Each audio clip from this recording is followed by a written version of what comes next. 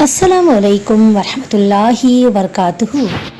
یہ ایک سبق آموز واقعہ ہے جس کا عنوان ہے ایک سیب کی قیمت گونگی بہری لڑکی سے نکاح۔ ایک بزرگ نہر کے کنارے جا رہے تھے۔ ان کو بھوک بھی لگی ہوئی تھی مگر فقیر بندے تھے، خرچ کرنے کے لیے پاس کچھ تھا ہی نہیں۔ نہر میں ایک سیب دیکھا جو بہتا ہوا جا رہا تھا۔ انہوں نے سیب لیا اور اس کو کھا لیا۔ بھوکے بندے کی تو سمجھ میں کچھ آتا ہی نہیں۔ کھانے کے بعد خیال گزرا کہ یہ سیب تو میرا نہیں تھا، یہ تو کسی اور کا تھا۔ میں نے بغیر اجازت کھا لیا۔ مجھے اس بندے سے یا تو معافی مانگنی چاہیے یا قیمت ادا کرنی چاہیے۔ چنانچہ جدھر سے پانی آ رہا تھا ادھر جانے لگے۔ آگے کچھ دور جانے کے بعد دیکھا کہ ایک باغ ہے جس میں سیب کے درخت ہیں۔ سمجھ گئے کہ یہاں سے گرا ہوگا۔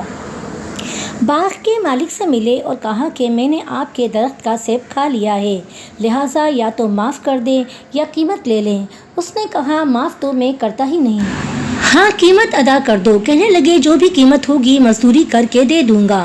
اس نے کہا میری ایک بیٹی ہے، گونگی ہے زبان سے، آنکھوں سے اندھی ہے، کانوں سے بہری ہے، پاؤں سے لوڑی لنگڑی ہے، لہٰذا اس کے ساتھ تم نکاح کرو اور ساری زندگی اس کی خدمت کرو، اس کو خوش رکھو، یہ قیمت دینی پڑے گی۔ فکر میں پڑ گئے مگر دل نے کہا کہ دیکھو یہ مجاہدہ برداشت کرنا آسان، قیامت کے دن اللہ رب العزت کے سامنے ملزم بن کر کھڑا ہونا یہ بڑا مشکل کام ہے۔ آخرکار تیار ہو گئے، نکاح ہو گیا۔ جب وہ اپنی بیوی کے پاس گئے تو حیران، چاند کا ٹکڑا، آنکھیں خوبصورت، بولنے والی، سننے والی، سمجھنے والی، حیران ہو کر اس سے پوچھا کہ تم اپنے ماں باپ کی ایک ہی بیٹی ہو یا کوئی اور بھی تمہاری بہن ہے؟ اس نے کہا میں ایک ہی بیٹی ہوں۔ خیر رات گزر گئی۔ اگلے دن سسر سے ملاقات ہوئی۔ سسر نے پوچھا کہ بتاؤ تم نے میری بیٹی کو کیسا پایا؟ تو انہوں نے کہا کہ آپ نے تو کچھ اور ہی بتایا تھا مگر وہ تو ایسی نہیں، وہ بہت دانا بینا، آپ کے بتلائے ہوئے ہر عیب سے مبرہ ہے۔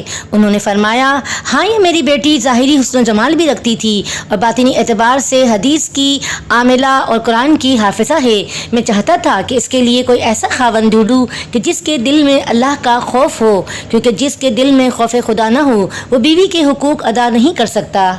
اسی لیے سورہ نساء پڑھ کر دیکھیں، ہر دوسری چوتھی آیت میں اتقوا اللہ ہے، کیونکہ اللہ تعالیٰ جانتے ہیں کہ جب تک اللہ تعالیٰ کا خوف دل میں پیدا نہیں ہوگا دوسروں کے حقوق صحیح طریقے سے ادا نہیں کریں گے۔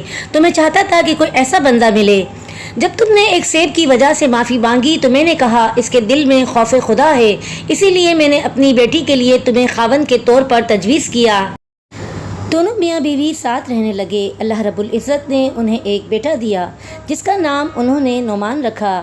یہی نعمان آگے چل کر امام ابو حنیفہ رحمۃ اللہ علیہ کہلائے۔